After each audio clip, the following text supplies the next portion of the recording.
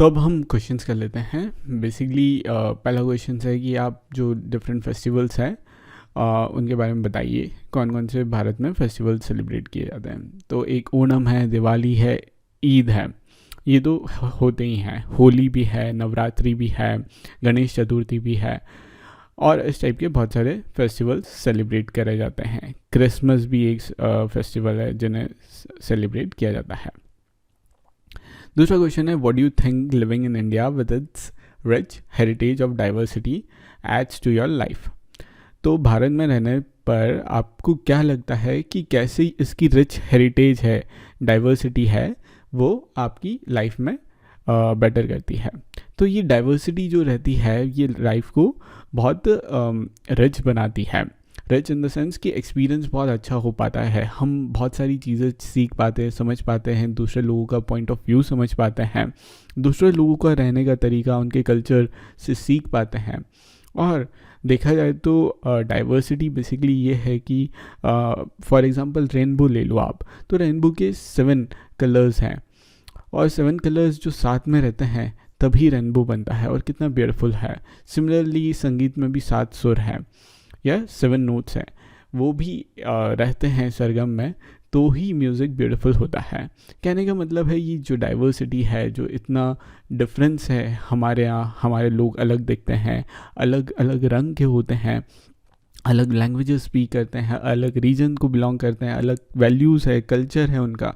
ये सारी चीज़ें जो हैं हमारे लाइफ को बहुत ही यूनिक और रिच बनाती है, और अच्छे एक्सपीरियंस हम ले सकते हैं, सीख सकते हैं। साथ ही साथ सबसे इम्पॉर्टेंट चीज़ है कि हमें लोगों के साथ उन्हें रिस्पेक्ट करना, in spite of they are not similar to us, उनकी रिस्पेक्ट करना, उन्हें जैसे जीना है उन्हें जीने देना, और साथ ही साथ अपने वैल्यूज़ की भी रिस्पेक्ट करना, ये आता है। अब तीसरे क्वेश्चन की बात करते हैं हम। What do you think? Do you think the term unity in diversity is an appropriate term to describe India? What do you think Nehru is trying to say about the Indian unity in sentence quoted above from his book The Discovery of India? तो नेहरू ने book जो लिखी है discovery of India, उन्होंने में एक term coin किया है, वो है कि यूनिटी इन डाइवर्सिटी। यानी कि भारत की जो डाइवर्सिटी है, भारत में इतना डाइवर्स है कि इतनी सारी लैंग्वेजेस बोली जाती है, और इतने ज़्यादा तरीके के फूड हैं, कल्चर है, तो ये क्या डाइवर्सिटी भारत को तोड़ती है या जोड़ती है? तो नेहरू का मानना है कि ये जो डाइवर्सिटी है यही भारत को साथ में लेके आती है। एक दूसरे की रेस्पेक्ट करना, एक दूसरे के कल्चर को टॉलरेट करना, यही इंसानियत है, बड़प्पन है, और ये इंडियन लोग समझते हैं, और हम इंडियन एक साथ रहना चाहते हैं।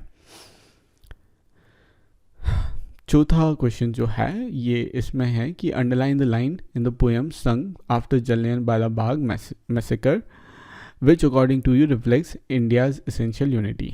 तो पोएम हमने जो पढ़ी थी उसमें जलियांवाला बाग मैसेकर के बेस पे जो पोएम थी हमने इस चैप्टर में पढ़ी, उसमें कौन सी लाइन ऐसा बताती है जो इंडियंस की एसेंशियल यूनिटी के बारे में बात कर रही है। तो बेसिकली सबसे इम्पॉर्टेंट जो लाइन थी जो डिपिक्ट करती है वो थी कि the blood of Hindus and Muslim flows together today. तो ये जो खून गिरा हिंदू और मुस्लिम का, वो साथ में फ्लो कर रहा है। ये एसेंशियल यूनिटी की बात बताती है कि जलियांवाला बाग में हर रिलीजन के लोग आए थे, चाहे रिच हो या अमीर हो, जैसे भी लोग थे सब आए थे अंग्रेज़ों के खिलाफ अपनी आज़ादी के लिए। Choose another reason in India, और एक सिमिलर स्टडी जैसे कि हमने की थी केरला और लद्दाख के बीच में, वैसी एक सिमिलर स्टडी करिए, और उनके हिस्टोरिकल और जियोग्राफिकल फैक्टर को किस तरीके से वो यूनिक बनाते हैं। तो मैं दिल्ली और मुंबई की एक स्टडी करना चाहता हूँ। दिल्ली और मुंबई 2 इम्पॉर्टेंट मेट्रो सिटीज़ हैं। अगर दिल्ली भारत की कैपिटल है, भारत की राजधानी है, तो मुंबई जो है भारत की kind of unofficially financial capital है। धंधा जो है वो बहुत सारा भारत का मुंबई से चलता है, और मुंबई में बहुत सारा धंधा चलते हैं। दिल्ली से पॉलिटिक्स चलती है भारत की, मुंबई से ये चलती है। लेकिन अब बात कर रहे हैं यहाँ के लोगों के कल्चर के बारे में।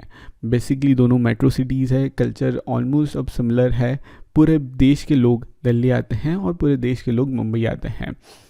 और इस तरीके से, इस कारण से दिल्ली और मुंबई जो है मल्टी कल्चर प्लेसेस हैं। ये बहुत ही फास्ट मूविंग सिटीज़ हैं, यहाँ पे बहुत तेज़ चलती हैं दिल्ली और मुंबई, इनकी लाइफ भी बहुत तेज़ है। लेकिन अब हिस्टोरिकल और जोग्राफिकल फैक्टर की बात करते हैं तो दिल्ली का इतिहास जो है वो करीब बहुत पुराना है, 2000-3000 साल पुराना है, जबकि मुंबई का इतिहास जो हम पढ़ते हैं वो करीब 200-300 साल पुराना ही है। लेकिन मुंबई ने इन 200-300 साल में जो उछाल पाई है वो देखने लायक है। और इसका कारण ये है कि अंग्रेज़ों ने मुंबई को एक इम्पॉर्टेंट पोर्ट सिटी बना रखा था। जो ब्रिटिश रूल में हम थे तब मुंबई को बहुत इम्पॉर्टेंट पोर्ट सिटी बना रखा था, और इस कारण से मुंबई की ग्रोथ बहुत अच्छी हुई। दिल्ली धीरे धीरे ग्रो होते गया और अधिकतर टाइम दिल्ली जो रहता था वो भारत की कैपिटल ही रहा है। इस कारण से जोग्राफिकल फैक्टर की बात करें तो अगर आप किसी स्टोर में चले जाएं मुंबई के और आपको स्वेटर ख़रीदना हो तो बहुत मुश्किल में आ जाएंगे, क्योंकि मुंबई में हमेशा गर्मी ही रहती है, गर्म ही रहता है या मौसम खुशनुमा रहता है, जबकि दिल्ली की सर्दी बहुत तीखी होती है, अच्छी सर्द पड़ती है दिल्ली में। तो इस कारण से लोगों का पहनावा ओढ़ना ये अलग रहता है। मुंबई में ह्यूमिडिटी होती है तो लोग जो हैं वो ऐसे क्लोथ पहनते हैं जो उनको ह्यूमिडिटी से बचाता है। खान पीन में मुंबई में स्ट्रीट फूड जो सबसे ज़्यादा चलता है वो वड़ा पाव चलता है। दिल्ली में जो स्ट्रीट फूड चलता है वो छोले टिकिया, छोले कुलचे चलते हैं। तो इस टाइप के आप बहुत सारी स्टडीज़ कर सकते हो, कोई भी रीजन उठा सकते हो। दिल्ली और मुंबई सबको पता है, इसलिए मैंने सिंपल इस बेसिस पे एक स्टडी की है ये दो रीजन की, कि कैसे ये सिमिलर है और कैसे ये यूनिक है अपने, और कैसे डाइवर्स हैं।